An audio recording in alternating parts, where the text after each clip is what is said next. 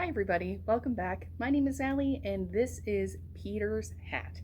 As you all may know, this is a part of the Beyond the Book initiative in which we are featuring Ezra Jack Keys' beloved classic, The Snowy Day. Given that it's pretty cold in DC right now, I figured that a really good project would be to make our own hat that looks a little bit like Peter's hat from the book. So let's go ahead and get started. So for this activity, you may be coming in with a kit. But if you don't have one, that's a-okay too. I'll show you all of the things that you need in order to make this hat. And if you ever need help or anything, you can always reach out to your local librarian and they'll make sure that you have some of the instructions too. So you may have gotten a kit with some of the instructions here. You may have a paper pattern along with a sewing needle, okay? You'll need a pair of scissors, okay? You'll also need a measuring tape, but if you don't have one of these two, that's a-okay.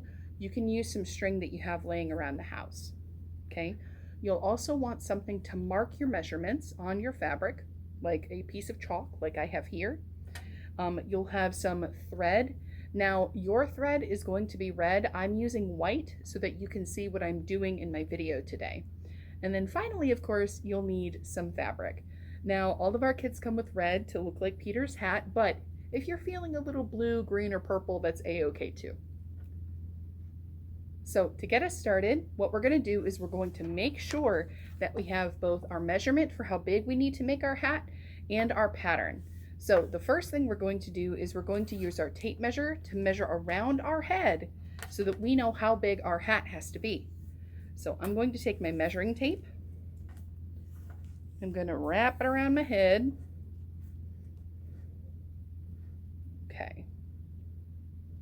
And I'm going to take where the end of the tape meets the other part of it and look, and that's about 25 inches. I have a really big head. So if you don't have one of these, the other way that you can measure your head is using some string. So you'll take your string, you'll wrap it around your head, and then you can measure where the end of your string meets the rest of your string, and you can either mark it with your chalk or a marker, or if you'd like, and I have plenty of this string, you can cut it, and that's a-okay too. This is how big around my head is in string. So now that we have that, we're going to cut out our hat pattern.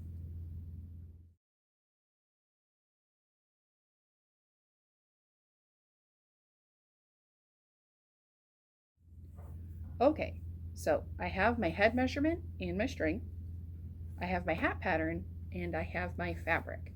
Now, in the kit, what I say is to fold it maybe hamburger style or widthwise. So what that means is that I have my fabric laid out. You may see it come like this, and that's a-okay. Now this is a lot of fabric, so I'm actually only going to use a little piece of it here. So I have one edge, you can see the edge here, the short edge, and I'm going to fold it in just like this, okay? Now, what I'm going to do is look at my pattern, and there's some writing on here that says place on fold of fabric. So we'll put it on here right where the fold of the fabric is here. Now, I have this, okay? Now, I want to make sure that my hat fits me. So I'm going to use either my tape measure or my string to make sure that the bottom edge of the hat here is as big as I need it to be. So with the string, what I'll do is I'll fold it in half and I'll measure it along the bottom. Now it might be a little tough to see from where you are right here, but my head is a lot bigger than I made the pattern. So this means that I just need to fold my fabric over a little bit more so that my triangle pattern will fit on the fabric and I have enough to make my hat. So we'll just scoot it around a little bit. Okay. Now that's going to be enough to fit my head. You may find that your head is bigger than the pattern or maybe a little smaller. You can use your string or your measuring tape here to make sure that your hat is big enough to fit you. So, for example, if I used my measuring tape, what I could do is find that number that I got earlier, 25, and fold it in half. And then I could do the same thing where I measure and make sure that my hat is wide enough on the bottom.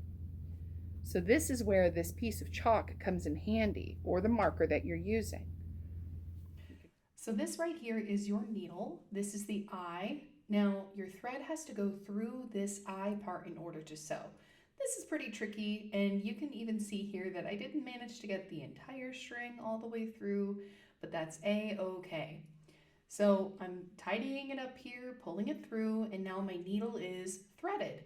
So this needle is pretty chunky, so hopefully you should be able to get your needle through easily. Now what I'm doing here is I'm actually tying a knot at the other end of the thread. I have my needle threaded, which means that one end of it is through the eye, and here I've put the end of the thread through a loop. That makes a nice little granny knot, and that makes sure that that thread is not going to go anywhere. Now I have one, but here it is again. Make a loop, put the end of the thread through the loop, and then pull it taut. There you go. This way you know your thread isn't going to go anywhere. Now that's a good looking knot. We're officially ready to sew. Now while I'm picking up my needle here, you can see that I've drawn a line about a ½ inch in from the cut edge of my fabric. Now that's so I know exactly where to put my needle. That's that line right there. So now I'm going to try and push my needle through the fabric for the first time right along this line right here. So it's pretty tricky, I'm not going to lie. These needles are really big, and they're really big on purpose to make this easier for you. And that said, they're not very sharp, so they're going to be tough to get through the fabric. Make sure you have an adult nearby who can help you. Or if you're ready to learn machine sewing, that's a good idea for this hat too. But for right now, we're going to focus on hand sewing. This right here is called the whip stitch.